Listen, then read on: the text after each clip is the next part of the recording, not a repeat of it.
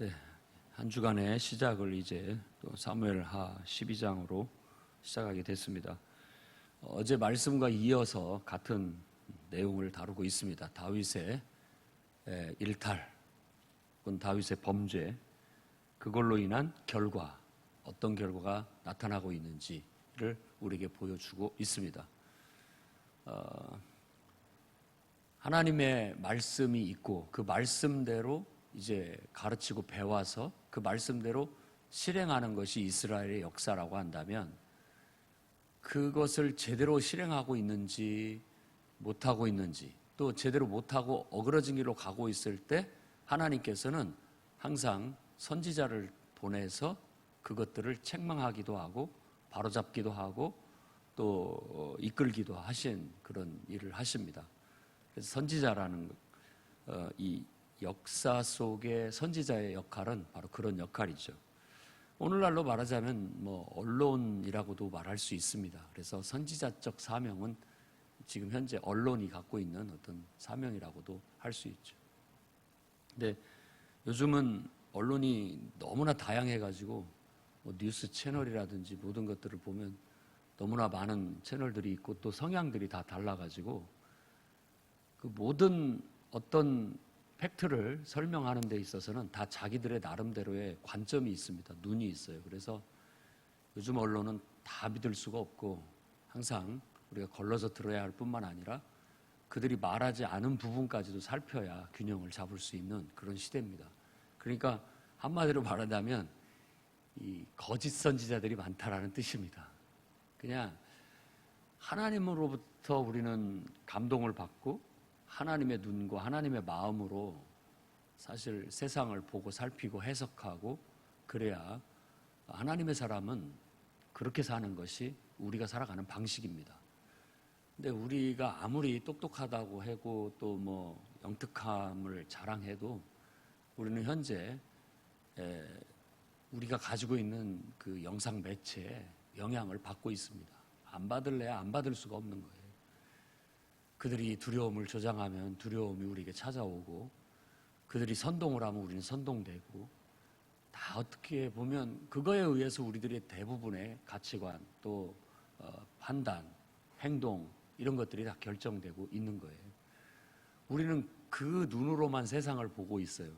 그들이 보여주는 화면에, 그들이 말하는 말에만 세상 정보를 얻고 있는 것이죠. 그러나 그것이 전부는 아니라는 사실을 늘 기억해야 됩니다. 그리고 우리는 기도하면서 세상이 보는 관점을 분석해야 되고 또 해석해야 되고, 그러면서 우리는 하나님의 선한 뜻을 찾아서 이 시대에 과연 하나님께서 우리에게 뭘 바라실까? 우리가 한번 생각을 해보라는 거예요. 기도하면서 그분의 마음을 한번 헤아려 보고 그분의 눈으로 우리를 보고 또 세상을 봤을 때 이런 상황을 주신 하나님은 우리에게 뭔 마음으로, 무슨 뜻으로 이런 일을 주셨을까? 우리에게 바라는 건 뭘까? 이런 상황에서 우리는 어떻게 행동하고 처신하기를 바라실까?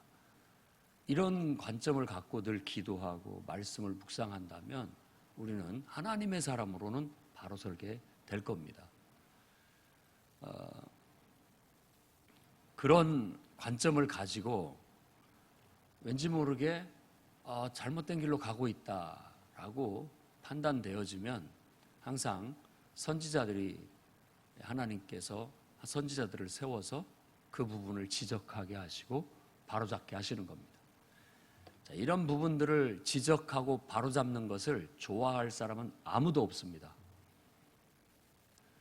여러분들도 마찬가지입니다. 저와 여러분들도 교회 안에서도 하나님을 사랑하고 서로 믿음으로 이렇게 형제 자매로서 우정을 맺고 살아가는 우리들끼리도 서로 지적하고 바로잡는 일은 그게 굉장한 어려운 일입니다. 무리수를 두는 일이죠. 왜냐하면 그걸 좋아할 사람은 아무도 없기 때문에 그렇습니다. 그리고 그렇게 말하면 그걸로 인한 어떤 반작용, 그러니까 당할 수 있다라는 겁니다. 미움을 받을 수 있고 심지어는 죽임을 받을 수도 있다라는 거예요. 그래서 선지자들 중에 이 토탈해서 딱 보면은 누구 하나 안 죽은 사람이 있느냐? 나중에 그런 볼멘 소리를 하게 되는 겁니다. 누구 하나 감옥에 안 간 사람이 있느냐? 다 니들이 죽이지 않았느냐? 듣기 싫다고, 하나님 말씀을 듣기 싫다고 죽이지 않았느냐라고 그렇게 얘기를 하는 겁니다. 그래서 신약 성경은 우리에게 항상 어떤 것을 평가하고 또 어떤 것에 대해서 잘못됐다라고 그것을 지적하고 바른 길을 제시할 때에는 여러분들이 각오하고 해라고 그렇게 교훈을 합니다. 미움받을 각오, 그리고 죽을 각오. 그래도 나는 이건 하나님의 말씀이기 때문에 해야 된다라고 확신을 하고 바로 잡아야 된다라고 확신을 했을 때는 목숨 걸고 해야 된다라는 얘기입니다. 그래서 그 말을 하지 말라는 뜻이 아니라 그만큼 기도하고 신중하게 말을 꺼내라 라는 그런 뜻과 같은 것입니다. 나단의 입장을 한번 생각해 보십시오. 지금 아주 존경받는 위대한 왕입니다. 그의 말 한마디면 뭐든지 다 가능한 그런 권력과 힘을 가진 왕입니다. 그 앞에 가서 이제 하나님의 말씀을 전해야 되는데 그 말이 축복의 말이라든지 긍정적이고 좋은 말이라면 얼마든지 가서 기쁘게 하고 같이 좋아할 수 있겠는데 이건 그의 죄를 지적하고 그에 대한 저주를 가서 선언해야 되니까 아마 굉장히 어려웠을 겁니다. 그 말을 하기는 그야말로 아마 목숨 걸고 가서 했어야 할 거예요. 가서 말을 꺼내는데 조심스럽게 말을 꺼납니다. 비유로 한 사람이 암양 하나를 데려다가 자기 딸처럼 키웠습니다. 부자와 가난한 사람을 비유해가지고 부자는 뭐 양이 많고 가난한 사람은 그 하나를 애지중지 이렇게 아끼고 키웠는데 나중에 손님이 왔는데 그 부자가 그 암양 새끼 하나를 뺏어다가 잡아가지고 대접을 했습니다. 그러니까 그 얘기를 듣고 있던 다윗 왕이 발끈합니다. 그런 놈은 당장에 쳐 죽여야 된다 라고 그렇게 반응을 하게 됩니다. 그뿐만 아니라 그걸 뺏어갔으니까 4배로 갚아줘야 된다 이런 말을 하자 바로 그때 다윗 왕의 양심을 찔러버립니다. 바로 그 사람이 당신입니다. 다윗이 얼마나 놀랐을까요? 이 말의 논리에 빠져들고 있었는데 그게 자기라고는 눈꼽만큼도 생각지 않고 있었는데 그때 바로 그게 당신이라고 찔렀을 때 그는 양심에 굉장한 가책을 받았을 겁니다. 나단이라는 선지자의 이름의 뜻은 양심이라는 뜻입니다. 선지자는 항상 잠들어 있는 양심을 깨웁니다. 무감각해지고 죽어있는 양심을 살려냅니다. 그래서 죄책감 없이 죄의식 없이 살아가고 있는 영혼들을 일깨워 너희가 바로 죄인이라는 것을 일깨워주고 회개하고 주께 돌아오게 하는 그런 일들을 하게 되는 겁니다. 아무리 여러 가지로 생각을 해봐도 다른 이유 이런 것들을 합리적이거나 타당한 어떤 이유를 찾기 어려운 이 시대에 코로나가 이 팬데믹이 우리에게 미치는 영향 속에서 무슨 뜻이 있느냐라고 한다면 저는 우리 인생 전반을 보고도 왜 우리에게 알 수 없는 고난과 어려움과 역경이 찾아오느냐라고 묻는다면 그거에 대한 답을 드릴 수가 없습니다. 다만 그걸 통해서 우리 자신이 겸손히 하나님을 발견하고 회개하고 하나님 앞에 겸비하여 바로 서기를 하나님은 바라신다는 것. 그거보다 더 합당한 답은 없는 것 같습니다. 그리고 이유도 없는 것 같습니다. 그저 우리가 하나님 앞에 죄인이라는 사실을 알고 또 이런 기회일수록 더욱더 두렵고 떨리는 마음으로 우리가 뭔가 잘못한 게 없는지 자신을 돌아보고 절대 다른 사람을 돌아보면 안 됩니다. 나 자신을 돌아보고 내가 더 올바르게 더 바르게 하나님 앞에 세워야 할 것이 무엇인가, 내 인생 속에 무너져 가고 있는 게 무엇인가 생각해보고 자신을 바로 세우고 자신의 영적 그리고 또 사회적 또 우리의 인생의 건강한 모든 면들을 다시 한번 돌아봐 바로 세우는 것이야말로 하나님 말씀 앞에 선 우리들이 마땅히 가져야 할 태도라고 생각합니다. 코로나19의 팬데믹은 하나님이 우리에게 던지는 메시지일 수 있습니다. 인류에게 던지는 메시지인 것이죠. 그렇게 받아들이는 사람에겐 그 모든 것들이 하나님의 뜻으로 해석될 것이고 하나님의 그 속에서 말씀을 읽어내게 될 것이고 각자가 주어진 하나님 말씀에 따라 겸비해 나아갈 수 있게 될 거라는 것입니다. 결국 다윗의 죄를 책망하고 지적할 뿐만 아니라 이 일로 인하여 칼이 왕의 집에서 영원히 떠나지 않을 것입니다 라는 저주를 선언했고 또 왕과 왕의 집에 재앙이 내리고 아내들을 빼앗아 이웃 사람에게 줄 뿐만 아니라 또 백주에 그들이 동치말이라는 것, 성폭행을 당하는 일이 있을 것입니다 라고 예언을 했는데 이건 잠시 뒤에 나타나는 압살롬의 반란 사건을 통해서 그대로 다 이루어지게 됩니다. 그뿐만이 아니라 왕자들의 난을 통해서 왕자들이 다 죽임을 받게 되고 그 칼이 그 집안을 떠나지 않게 된다는 것이 계속 이어져 나가게 되는 겁니다.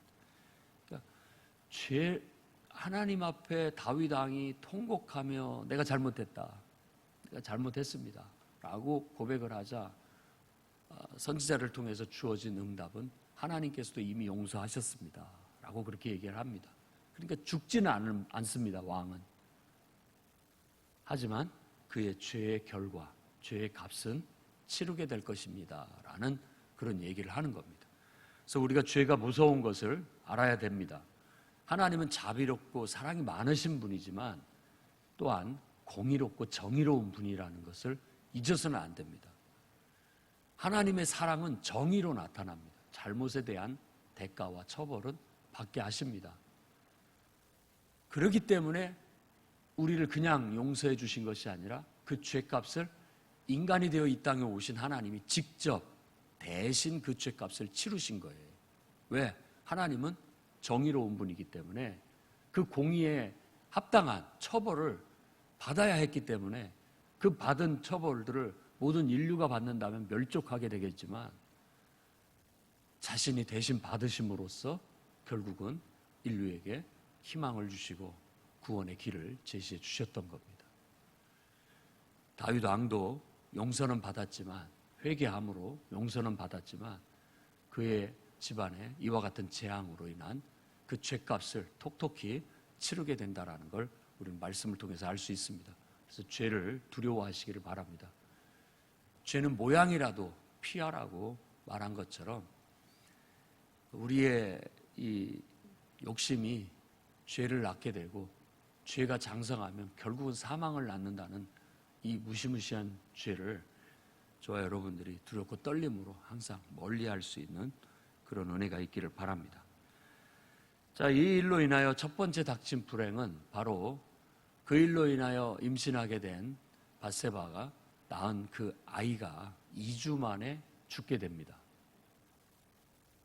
2주 동안 다윗 왕은 금식하며 하나님 앞에 가서 기도합니다. 그가 하나님 앞에 가서 금식하고 기도했다라는 그 하나님 앞은 바로 다윗의 장막을 얘기하는 겁니다. 마치 이 다윗의 장막은 다윗 왕가의 교회 같은 거예요. 기도처 같은 곳입니다. 언제든지 그 앞에 가서 기도하고 하나님께 아뢰고 이렇게 했던 것이죠. 밤새 기도하고 했는데도 불구하고 그 아이는 하나님이 데려가셨습니다. 그러니까 신하들이 그걸 보고 굉장히 염려하는 겁니다. 왕이 아이가 아파서 죽으려고 하니까 그것 때문에 저렇게 상심하고 이렇게 했는데 그 아이가 죽었다는 사실을 어떻게 가서 전달하냐. 왕이 노발대발 혹은 실성이라도 하고 실신이라도 하면 어떠냐라고 했는데 정반대로 왕은 아이가 죽었다는 소식을 전해 듣고 오히려 목욕을 하고 단장을 하고 일상생활로 돌아가게 됐습니다. 그래서 신하들이 물어봤다라고 얘기를 하는데 다윗 왕의 마음은 행여라도 하나님께서 내 죄를 용서하시고 또 은혜를 베푸셔서 아이를 살려주실까 바라고 기도했으나 결국 그 아이를 데려간 것이 하나님의 뜻이니 더 이상 내가 슬퍼할 이유가 뭐가 있겠느냐라고 하면서 그는 그렇게 일상으로 돌아오게 되었다라고 말하는 겁니다. 그러니까 그 슬픔, 죄값을 달게 받겠다라는 그런 어떤 다윗 왕의 신앙적인 태도를 볼 수 있다는 거예요. 밧세바는 뭔 죄입니까? 가만 보면 강제로 어찌 보면 뭐 강제로 당했다라고 생각할 수 있는 거고 그 힘없는 여인이라고 생각할 수 있지만 밧세바는 결국은 억울함을 하나님께서는 또 다른 아이를 주셔서 위로하셨다라고 그렇게 얘기를 합니다. 그게 바로 솔로몬이다. 앞으로 왕위를 잇게 될 솔로몬. 나단 선지자도 와서 그 아이를 여디디야, 하나님께 사랑을 받는 자라는 그런 이름으로 칭하게 됩니다. 그러니까 두 가지 이름이 있었다고 볼 수 있습니다. 그러나 공식적인 이름은 솔로몬이고 우리도 뭐 집에서 부르는 이름 따로 있듯이 여디디야 라고 해서 마치 하나님께서 자신을 위로하셨다라고 하는 마음으로 주신 아이로 받아들이게 되는 겁니다. 그래요. 가만히 인상을 딱 두고 보면 항상 공평합니다. 하나님은 이렇게 우리에게 아픔과 상처도 있지만 또 그거에 반해서 하나님은 또 그만큼 위로와 어떤 축복도 주시는 분입니다. 그렇기 때문에 신실하게 정말 어떤 의미에서 다윗왕의 범죄 이런 것만 뺀다면 성경에서 보여주고 있는 다윗 왕의 신앙의 태도는 우리가 배워야 할 모범입니다. 늘 그의 기도하는 거라든지 또 자기에게 주어진 사건이나 일들을 하나님 안에서 해석하고 받아들이고 가는 거라든지 이런 태도들은 오늘날 성도들도 그와 같은 태도로 살아야 되는 겁니다. 기도해야 할 때 기도하고 또 감사해야 할 때 감사하고 또 툴툴 털어버려야 할 때 털어버리고 그렇게 살아야 되는 겁니다. 왜? 우리는 그저 하나님을 내 마음에 두고 오직 하나님의 뜻대로 살아가는 그런 믿음의 삶을 살아가는 사람이기 때문에 사사로운 인간적인 감정 또 사사로운 인간적인 이해관계 이런 거에 얽매여서 그렇게 시간을 낭비하고 우리 에너지를 쏟을 필요가 사실 없습니다. 그건 어리석은 일에 불과한 거죠. 그렇게 살아서 뭐 합니까? 그저 나는 하나님께 초점을 맞추고 나아가는 거예요. 우리가 살면서 때로는 대립도 하고 다투기도 하고 서로 차이를 느끼기도 하고 여러 가지 것들을 갖지만 그건 흥미롭고 재밌는 일일 뿐입니다. 그런 것이 그렇게 우리 인생에 무거운 짐으로 여길 필요가 없어요. 십자가 짐 같으면 고생일 뿐입니다. 기왕에 하는 일들이 하나님 안에서 기쁨으로 받아들이고 또 감사로 받아들이고 모든 일들을 아주 가볍게 가벼운 마음으로 사십시오. 예수 그리스도께서 우리에게 주신 멍에는 쉽고 가벼운 멍에이지 무겁고 힘든 멍에가 아닙니다. 하나님께서 우리에게 맡겨주셨다 믿고 하나님의 일처럼 모든 일을 해나가십시오. 하나님께서 맡겨주셨다면 감당할 수 있는 힘도 지혜도 주신다 믿고 나아가십시오. 내가 하는 것이 아니라는 좀 무거운 짐을 좀 내려놓고 살아가십시오. 그러다 보면 사람들은 다윗 왕을 이해를 못했죠. 어떻게 저럴 수가 있을까? 그러나 우리가 하나님을 믿고 의지하고 믿음으로 산다면 그럴 수 있습니다. 바로 그런 믿음의 사람이 되기를 바랍니다.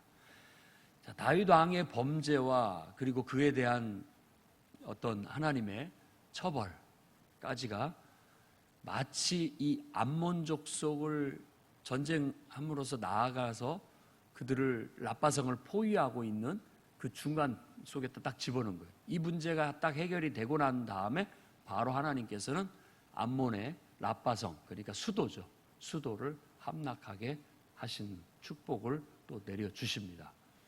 그러니까 우리가 죄가 있다면 뭔가 막힙니다. 일이 풀리지 않고 뭔가 막혀요. 이게 해결이 돼야만 뭐 이게 막힌 혈관 뚫리듯이, 막힌 관이, 수도관이 뚫리듯이 탁 뚫리면서 모든 게 시원하게 풀려지게 되는 거죠. 그래서 이렇게 보여주고 있는 겁니다.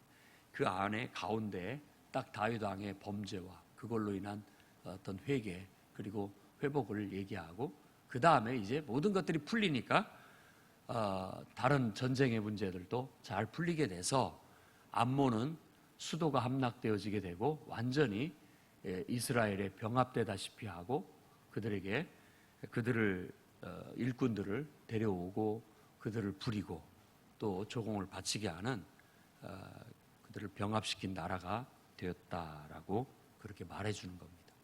우리 인생도 하나님과의 관계가 바를 때 모든 것들이 순탄하게 풀리게 되는 그런 은혜가 있음을 늘 기억하시기 바랍니다.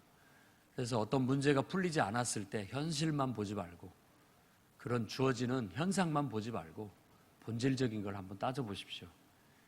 우리가 워룸이라고 하는 기도실에서 하나님 앞에 대면하여 해결해야 할 문제는 바로 그런 본질적인 문제입니다. 그게 풀리면 나머지들도 도미노처럼 풀리게 되는 거예요. 그런데 우리가 싸울 때 늘 현상만 붙잡고 싸우면 본질적으로 해결이 안 됩니다. 오히려 더 싸움만 더 나빠지는 결과를 가져오는 경우들도 많이 있습니다. 그러니 오늘 말씀을 통해서 정말 선지자적 사명을 한번 생각해보고, 우리에게 하나님께서 어떤 감동을 주시고 선지자적인 행동을 하기를 바라실 때는 목숨 걸고 가야 된다는 거 잊지 않아야 되겠습니다. 죄는 하나님이 우리가 회개했을 때 용서해 주시지만 그의 죄값은 치를 수 있다는 것을 잊어서는 안 되고 죄를 신중하게 다뤄야 되겠다라는 것입니다. 그리고 하나님과의 관계가 해결되면 결국은 모든 문제들도 다 순탄하게 풀리게 하신다는 하나님을 이해하고, 오늘 또 신앙 안에서 여러분의 주어진 삶을 정말 하나님의 뜻 안에서 잘 해석하고 하나님께 의탁하여 맡기고 살아가는 여러분들이 되시기를 주의 이름으로 축원합니다. 기도하겠습니다. 거룩하신 주님,